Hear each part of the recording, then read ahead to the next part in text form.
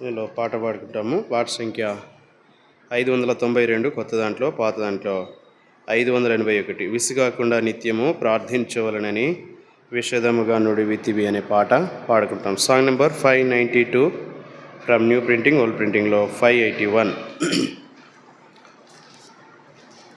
రాజాష్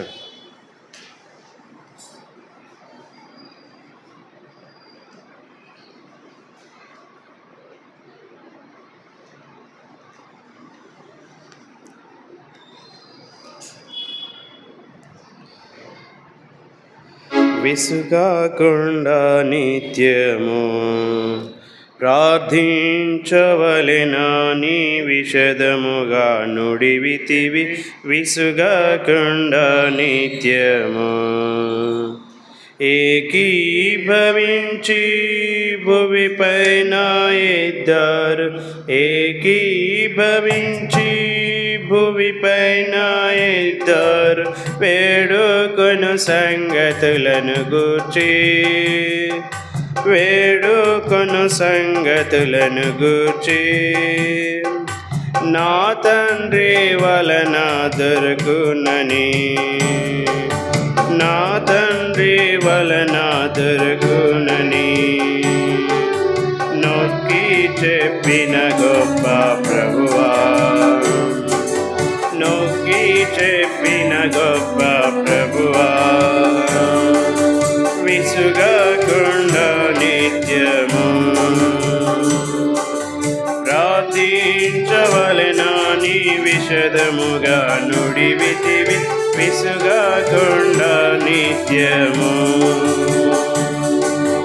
ఆది అపోస్తలులు ఏకభావముగా ఆది అపోస్తలులు ఏకభావముగా ఎడతెగక నిన్ను ప్రార్థించగా ఎడతెగక నిన్ను ప్రార్థించగా వారి మరణాలించిన ప్రభువా వారి మరణాలించిన ప్రభువా మా మరణి చెంతకు రానిమ్ము మా మరణి చెంతకు రానిమ్ము విసుగాకుండా నిత్యము ప్రార్థించవలెనని విషదముగా నుడివితివి. విసుగాకుండా నిత్యము పేతురపోస్తలుడు చెరసాలలో నుండ పేతురపోస్తలుడు చెరసాలలో నుండ అత్యాశక్తిగా ప్రార్థించగా అత్యాశక్తిగా ప్రార్థించగా ఆనాటి శిష్యులు కనిరి ఆనాటి శిష్యులు కనిరి నీ గొప్ప మహాత్మ్యమును నీ గొప్ప మహాత్మ్యమును విసుగాకుండా నిత్యము ప్రార్థించవలెనని విషదముగా నుడివితివి. విసుగాకుండా నిత్యము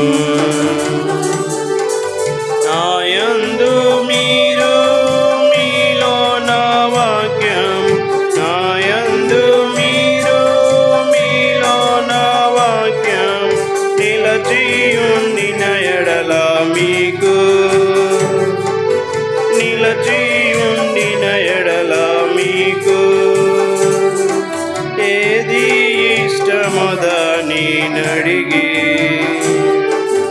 ఏది ఇష్టమోదని నడిగి పొందుమంటివి క్రీస్తు ప్రభువా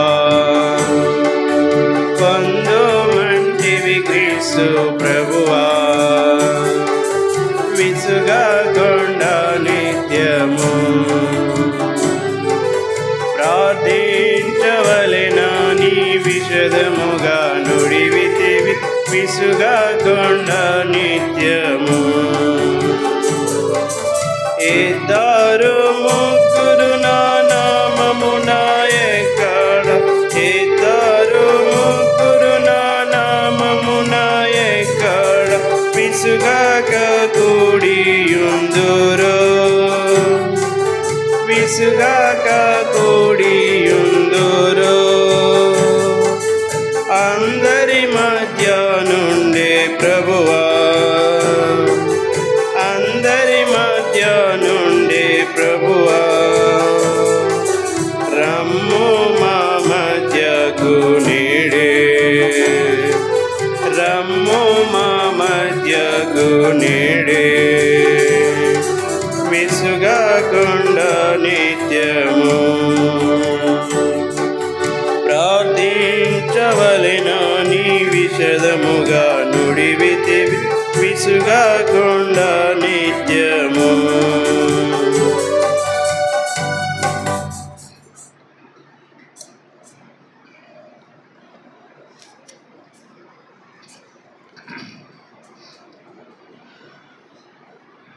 పాట సంఖ్య 579, కొత్త దాంట్లో పాత దాంట్లో 568, 579, 568. కరుణించుము నా యేసువా కనికరమంద ఐశ్వర్యుడా అనే పాట పాడుకుంటాం. కరుణించుము నా యేసువా కనికరమంద ఐశ్వర్యుడా, రేయింబగళ్ళు నేనెలుగెత్తి మొరబెట్టు ప్రార్థనకు చెవియొగ్గుమా, రేయింబగళ్ళు నేనెలుగెత్తి మొరబెట్టు ప్రార్థనకు చెవియొగ్గుమా. నిత్యము మాకై విజ్ఞాపన చేయు నిషిధరాత్రిన్ ప్రియుడా, నిత్యము మాకై విజ్ఞాపన చేయు రాత్రిన్ ప్రియుడా.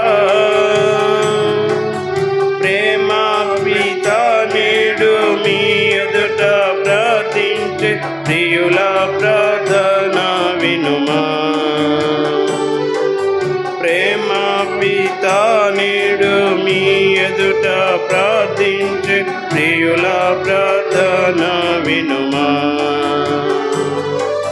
కరుణించుము నా యేసువా కనికరమంద ఐశ్వర్యుడా, రేయింబగళ్ళు నేనెలుగెత్తి మొరబెట్టు ప్రార్థనకు చెవియొగ్గుమా, రేయింబగళ్ళు నేనెలుగెత్తి మొరబెట్టు ప్రార్థనకు చెవియొగ్గుమా. మా బంధు జనులు మా తల్లిదండ్రులు మా ప్రియులు నశించుట, మా బంధు జనులు మా తల్లిదండ్రులు మా ప్రియులు నశించుట, చూచి సాయింపక నీతో చేయు మా ప్రార్థన వినుమా, చూచి సహింపక కన్నీటితో చేయు మా ప్రార్థన వినుమా. కరుణించుము నా యేసువా కనికరమంద ఐశ్వర్యుడా, రేయింబగళ్ళు నేనెలుగెత్తి మొరబెట్టు ప్రార్థనకు చెవియొగ్గుమా, రేయింబగళ్ళు నేనెలుగెత్తి మొరబెట్టు ప్రార్థనకు చెవియొగ్గుమా. నినెవే పట్టణ దుర్గతిని చూచి కరుణించి కాపాడితివే, నినెవే పట్టణ దుర్గతిని చూచి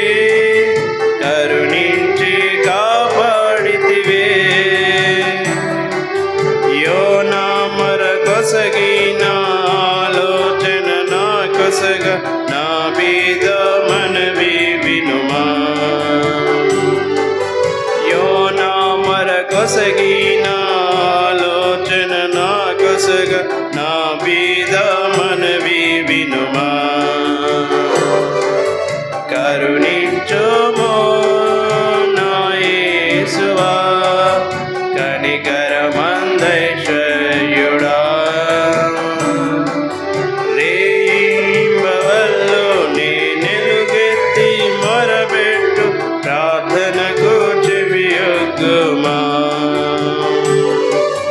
రేయింబవల్లో నీ నిలుగెత్తి మొరబెట్టు ప్రార్థనకు చెవియొగ్గుమా శ్రమలెన్నో సాయించి రచించితివే ఇవి అన్నియు వ్యర్థంబౌనా శ్రమలెన్నో సాయించి రచించితివే ఇవి అన్నియు వ్యర్థంబౌనా అంజూరపు చెట్టుకై ప్రార్థించి నాయటి ఆ ప్రార్థన వినుమా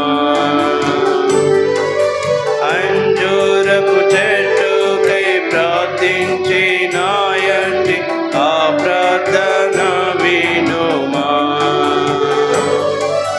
కరుణించుము నా యేసువా కనికరమందైశ్వర్యుడా రేయింబవల్లో నీ నిలుగెత్తి మొరబెట్టు ప్రార్థనకు చెవియొగ్గుమా రేయింబవల్లో నీ నిలుగెత్తి మొరబెట్టు ప్రార్థనకు చెవియొగ్గుమా శోధన నుండి రక్షించితివే సొదొమలో భక్తుని శోధన నుండి రక్షించితివే సొదొమలో భక్తుని అబ్రహామునాడు విన్నవించినట్టి ఆది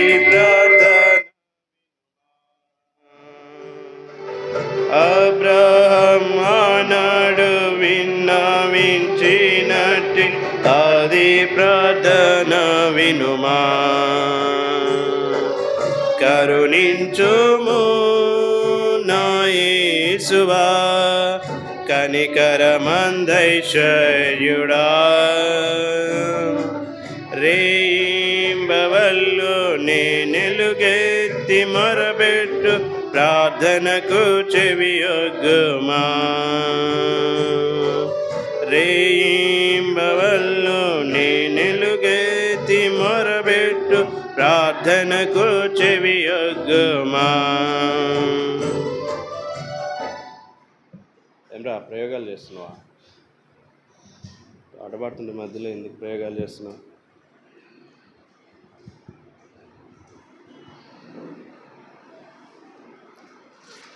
మత్తయి సువార్త 16వ అధ్యాయము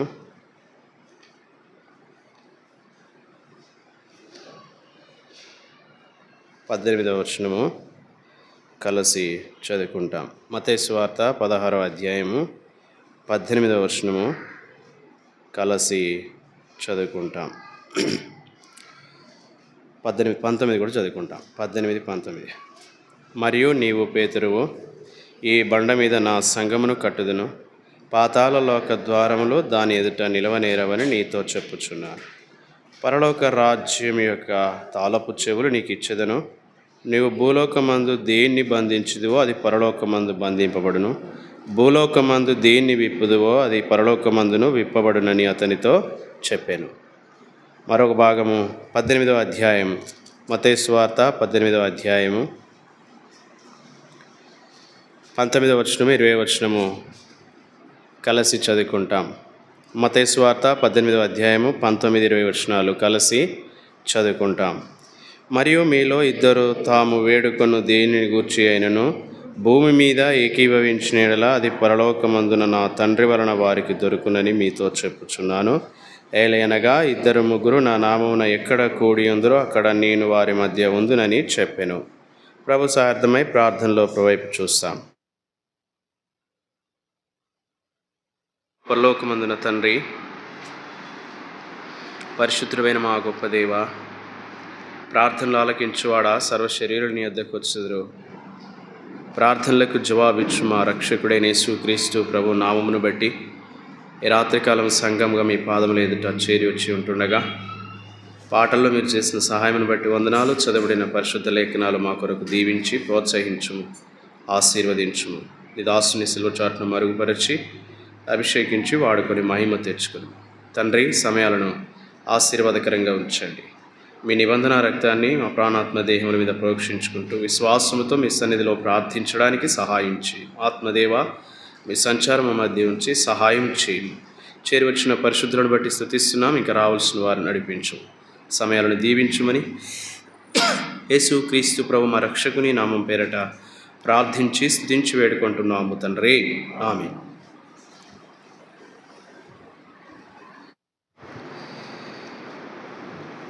మత్తయి సువార్త 16వ అధ్యాయము 18వ వచనంలో ప్రభు చేసినటువంటి వాగ్దానము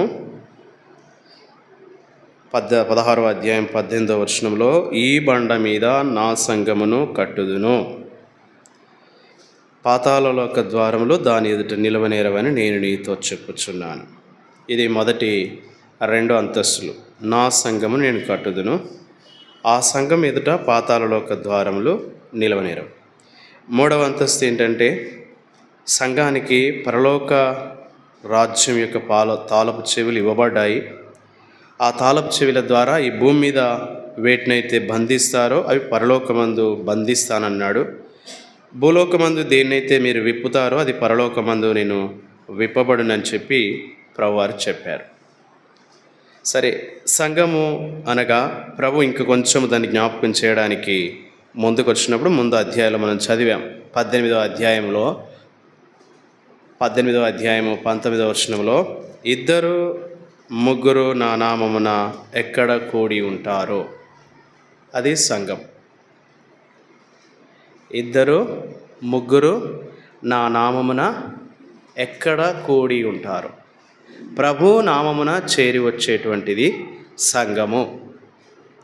భౌతికంగా కట్టబడినటువంటి కట్టడము, సమాజంగా కూడేటువంటి సంఘమే సంఘం కాదు. కనుక ప్రభు చేసినటువంటి వాగ్దాన ప్రకారంగా దేవుడు తన సంఘాన్ని కట్టేవాడు. ఆ సంఘానికి దేవుడు తాళపు చెవులు ఇచ్చాడు. తాళపు చెవుల్ని ఏం చేయాలంట? భూమి మీద దేన్నైతే మీరు బంధిస్తారో అది నేను పరలోకమందు బంధిస్తాను, భూమి మీద మీరు వేటినైతే విప్పుతారో నేను వాటిని విప్పుతాను అని చెప్పాడు. అదే 18వ అధ్యాయము 19వ వచనంలో మనం అది చూసాం. ఏమన్నాడు? మరియు మీలో 2 తాము వేడుకొను దేనిని గూర్చి అయినను భూమి మీద ఏకీభవించిన ఎడల, ఏకీభవించుట. సంఘం అనున్నది చేరి వచ్చినప్పుడు లేదా కలిసి ప్రార్థించినప్పుడు, 2 లేక 3 కూడి వచ్చినప్పుడు, వారు ప్రార్థన చేసినప్పుడు వారి ప్రార్థనా జీవితంలో ఏముండాలని చెప్పి ప్రభు కోరుతా ఉన్నాడు?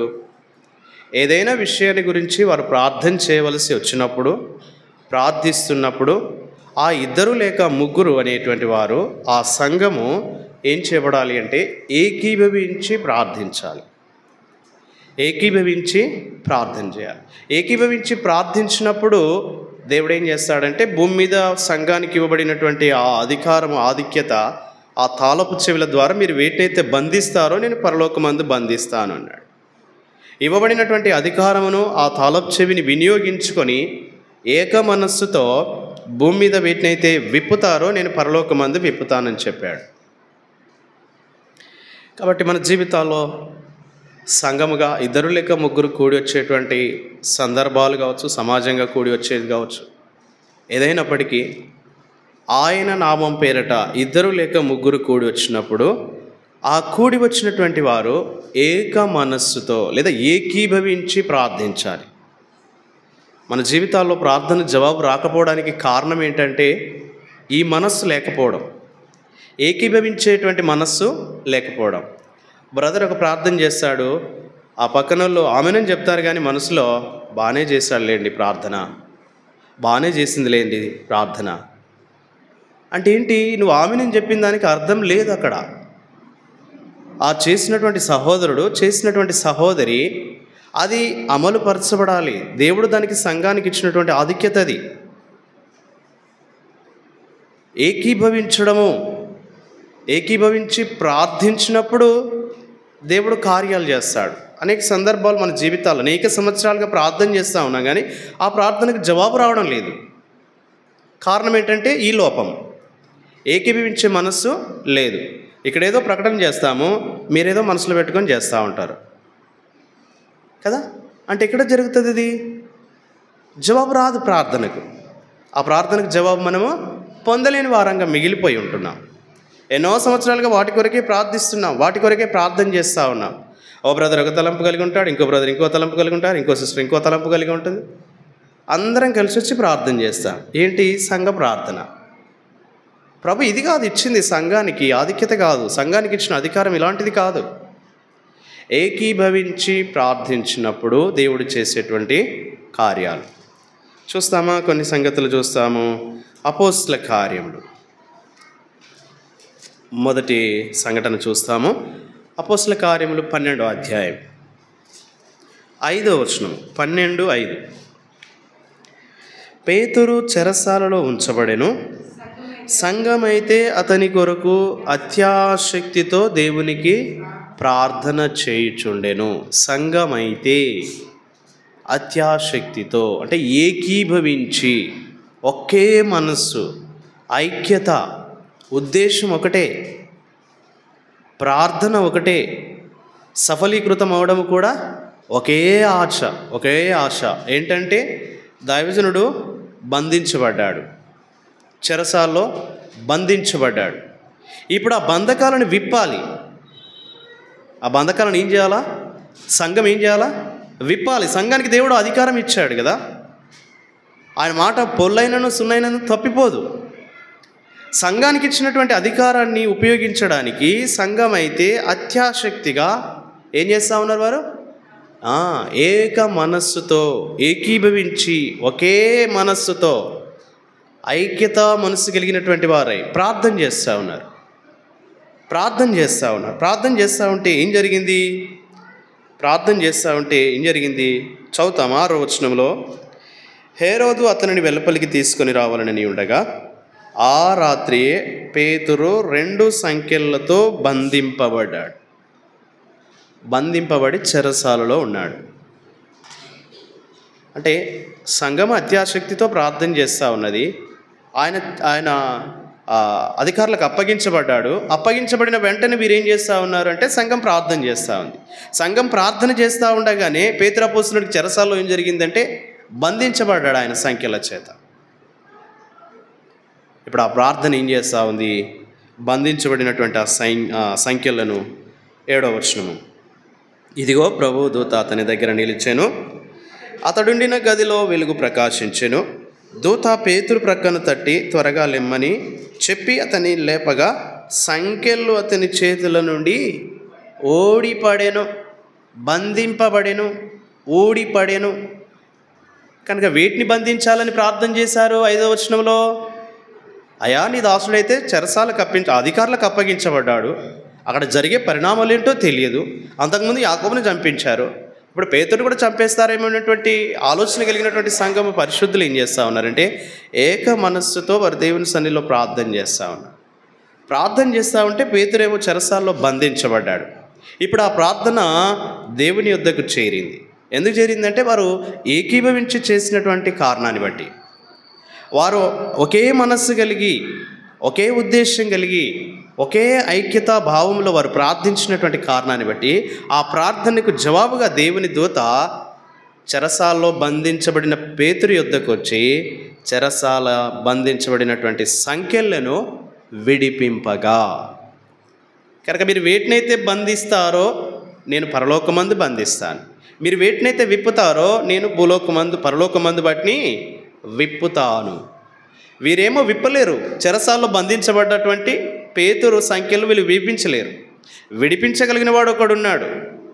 ఇక్కడ విడిపిస్తే, ఎక్కడ విడిపిస్తే, భూమి మీద 2 లేక 3 ఆయన నామమున కూడి విడిపించాలని ప్రార్థన చేశారు. ఏక మనస్సుతో ప్రార్థన చేశారు. దేవుడు ఏం చేశాడు? పరలోకమందు విప్పాడు.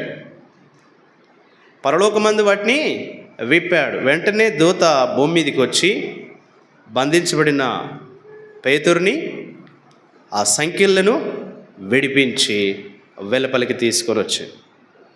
ఇది మొదటి సందర్భం. అంటే సంఘము అత్యాసక్తితో ప్రార్థన చేసి, ఏకీభవించి ఒకే మనస్సుతో వారు ప్రార్థన చేసినప్పుడు దేవుని యొక్క అద్భుతమైన కార్యాలు మన జీవితాల్లో చూడగలుగుతాం.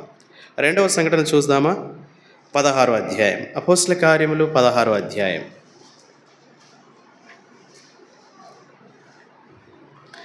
16వ అధ్యాయం 24వ వచనం.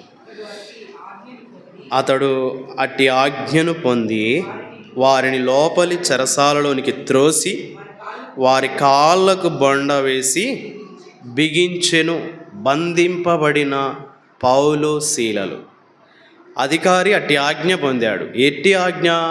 వారిని బంధించాలి, చెరసాల లోపల త్రోసివేయాలి, వారిని సంఖ్యల చేత బిగించాలి అని ఆజ్ఞ పొందిన అధికారి ఆ రీతిగానే దైవజనుడైనటువంటి పౌలును శీలలను వారిని చెరసాల్లో త్రోసి బోండా వేసి బిగించారు. జాగ్రత్తగా చూడండి. 25వ వచనం. అయితే మధ్యరాత్రి వేళ పౌలును శీలయు దేవునికి ప్రార్థించుచు కీర్తనలు పాడుచుండిరి, ఖైదీలు వినుచుండిరి. సంఘము 16వ అధ్యాయం 18వ వచనము. 2 3. ఇక్కడ ఎంతమంది ఉన్నారు? 2 ఉన్నారు. ఎవరెవరున్నారు? పౌలు శీల. వారే సంఘము. ఏం చేస్తూ ఉన్నారు? చెరసాలలో బొండా వేసి బిగించబడినటువంటి దైవజనులు మోకాళ్ళుని ప్రార్థన చేస్తా ఉన్నారు. బంధించబడినటువంటి వారు విడిపించగలిగినటువంటి దేవునికి విడుదల కొరకై దేవుని సన్నిధిలో వారు ప్రార్థన చేస్తారు. దేవుడు ఏం చేశాడు? 26వ వచనంలో, అప్పుడు అకస్మాత్తుగా మహాభూకంపము కలిగెను, చెరసాల పునాదులు అదిరేను, వెంటనే తలుపులన్నీ తెరుచుకొనెను, అందరి బంధకములు ఓడెను. బొండాలో వేసి బిగించబడెను, అందరి బంధకములు ఓడెను. దీనికి కారణం ఏంటి? ఏకీభవించి చేసినటువంటి ప్రార్థన. అయితే పౌలు శీలయు దేవునికి ప్రార్థన చేయొచ్చు. ఎలా చేశారు? ఒకే మనస్సుతో ఏకీభవించి ప్రార్థన చేసినారు. దేవుడు ఆ ప్రార్థనను విని జవాబునిచ్చాడు. అందరి బంధకములు ఊడెను. బిగించబడి బంధించబడి చెరసాలలో ఉన్నటువంటి సంఖ్యల చేత ఉన్నటువంటి ఖైదీలుగా ఎంచబడినటువంటి వారు ఎలాంటి బంధకాలు లేకుండా స్వేచ్ఛగా ఆడ కూర్చొని ఉన్నారు. ఒక్కసారిగా అకస్మాత్తుగా దేవుని యొక్క కార్యములు చూడండి ఎంత గొప్పవిగా జరిగించేవాడు.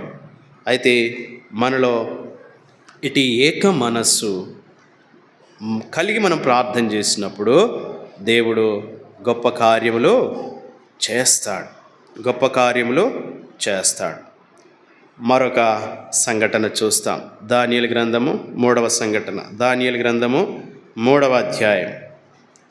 దానియేలు గ్రంథము 3వ అధ్యాయము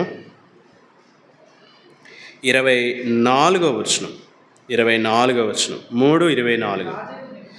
రాజగు నెబుకద్నెజరు ఆశ్చర్యపడి తీవ్రముగా లేచి, మేము 3 మనుష్యులను బంధించి ఈ అగ్నిలో వేసితిమి కదా అని తన మంత్రులను అడిగాను. వారు, రాజా సత్యమే అని రాజుతో ప్రత్యుత్తరం ఇచ్చిరి. 3 మనుష్యులను ఏం చేశారంట? బంధించి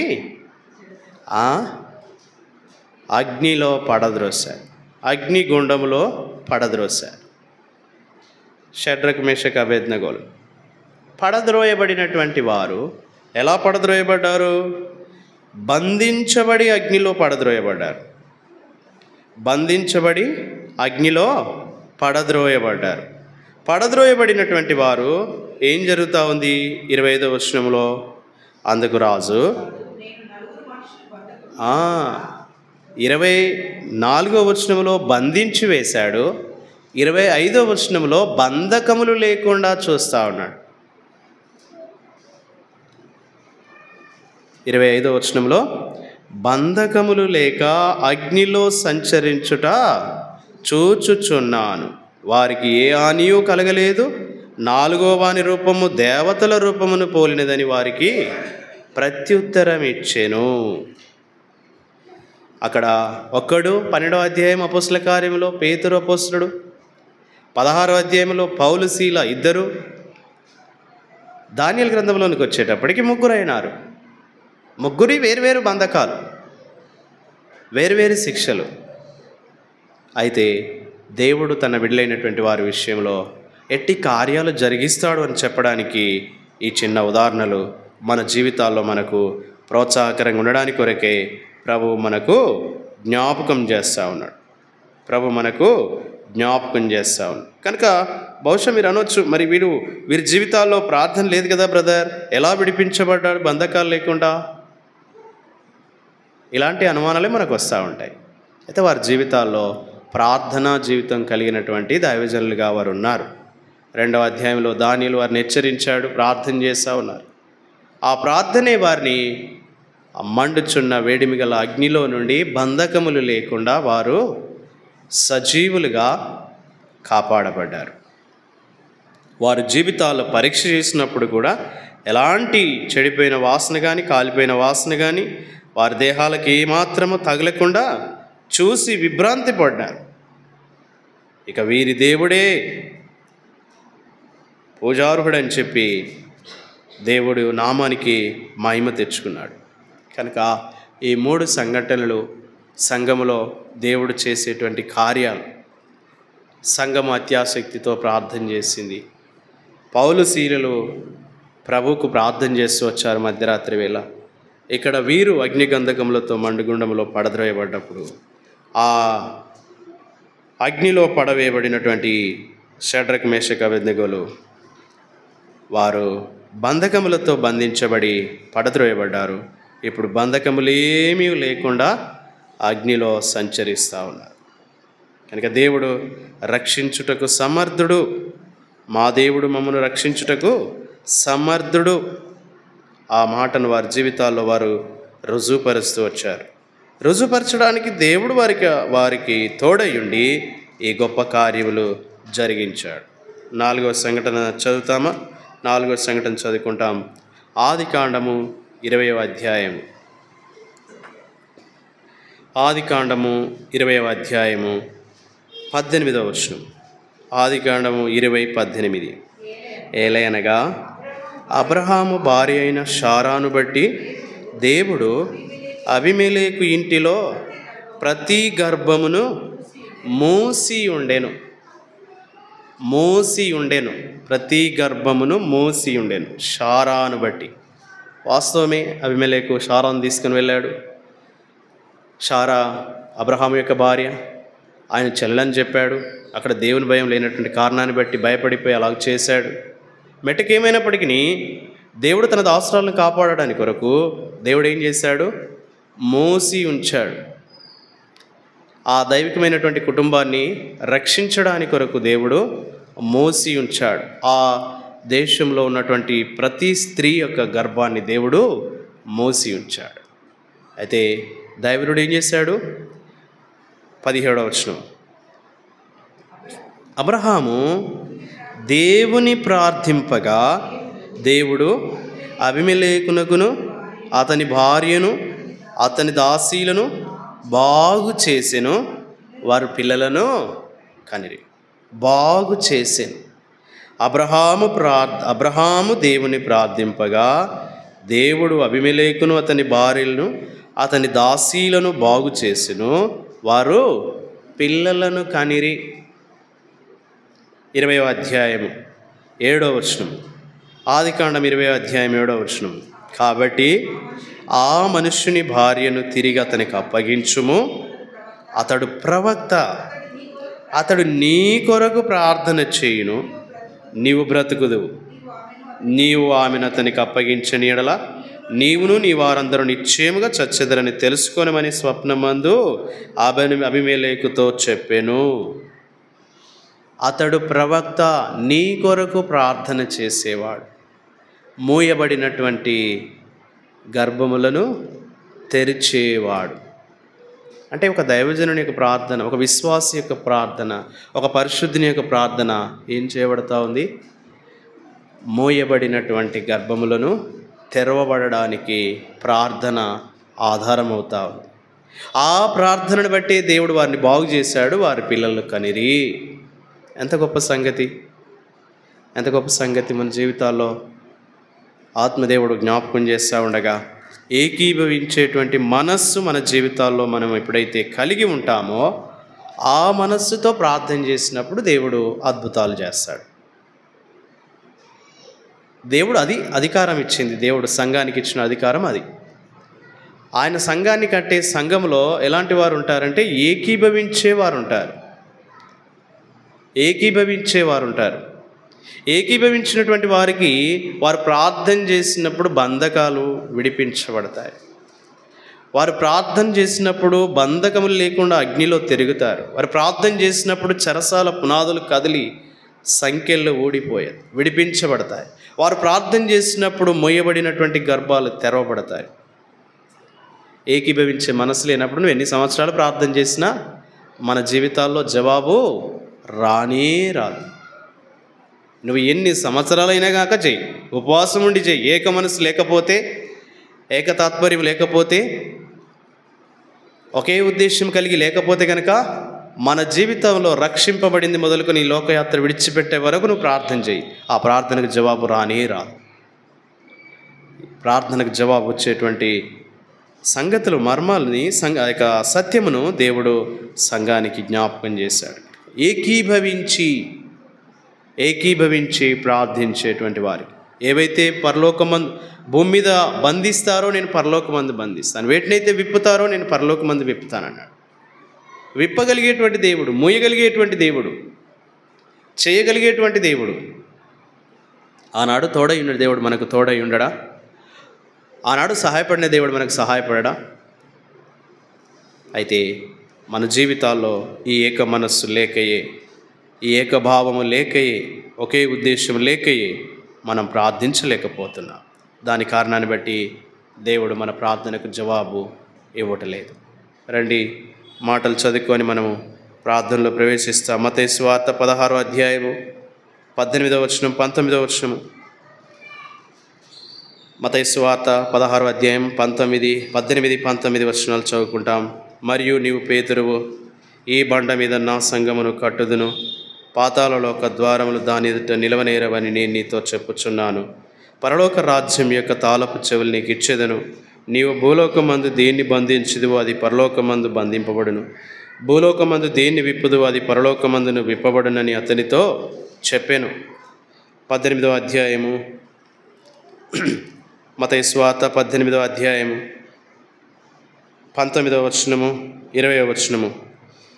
మరియు మీలో ఇద్దరు తాము వేడుకొను దేని గూర్చి అయినను భూమి మీద ఏకీభవించిన యెడల అది పరలోకమందున నా తండ్రి వలన వారికి దొరుకునని మీతో చెప్పుచున్నాను. ఏలైనగా ఇద్దరు ముగ్గురు నా నామమున ఎక్కడ కూడి ఉందురో అక్కడ నేను వారి మధ్యన ఉందునని చెప్పాను. ఒంటరిగా ఉన్న పేతురుతో ఉన్నాడు, చెరసాల్లో ఉన్నటువంటి పేతురు శీలతో ఉన్నాడు, పౌలుతో శీలతో ఉన్నాడు, అగ్నిలో త్రోయబడినటువంటి షడ్రక్ మేషక్ అబేద్నెగోలతో ఉన్నాడు. అబీమెలెకు ఫిలిస్తీన్ల దేశంలో ఉన్నటువంటి అబ్రహాము శారాలతో దేవుడు ఉన్నాడు. కనుక మనతోనూ అలాగూ తోడై ఉండి మన మధ్యన ఉండి మన ప్రార్థనలు ఏకీభవించి చేసినటువంటి ప్రార్థనలు సంపూర్ణమైనటువంటి జవాబు దేవుడు అనుగ్రహించునుగాక. దయచేసి ప్రార్థనలు జ్ఞాపకం చేసుకునండి. ఎగ్జామ్స్ 10th క్లాస్ ఎగ్జామ్స్ రాస్తున్న బిడ్డల కొరకై ప్రార్థన చేయండి. ఇంటర్మీడియట్ రాస్తున్నటువంటి బిడ్డలు మంచి రిజల్ట్ పొందినట్లుగా ప్రార్థన చేయండి.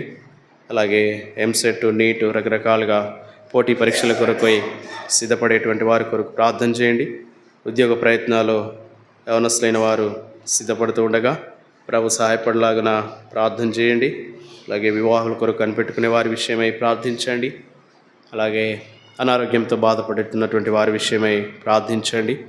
అలాగే పరిచారకులైనటువంటి వారి కొరకు, బాధలైనటువంటి సోదరుల కొరకై ప్రార్థన చేయండి. సంఘంలో ప్రతి ఒక్కరి కొరకు ప్రభు తన మహిమేశ్వరులు తీర్చినట్లు ప్రార్థన చేయండి. తర్వాత హెబ్రోన్ కొరకు, హెబ్రోన్ ద్వారా జరిగే పరిచర్ల కొరకు, ఈ వేసవి కాలంలో VBS పరిచర్ల కొరకు, VBS ఆఫీసు పనిచేసేటువంటి వారి కొరకు, అలాగే బుక్ రూమ్ కొరకు, తర్వాత BCC కొరకు, మెయిన్ ఆఫీస్ కొరకు ప్రార్థన చేయండి. వృద్ధాప్యంలో ఉన్నటువంటి దేవుని దాసనలు అయినటువంటి వారి కొరకు ప్రార్థన చేయండి. అలాగే ఈ చుట్టుపక్కల ఉన్నటువంటి సంఘాల కొరకు, కంబైన్డ్ యూత్ మీటింగ్ కొరకు ప్రార్థన చేయండి.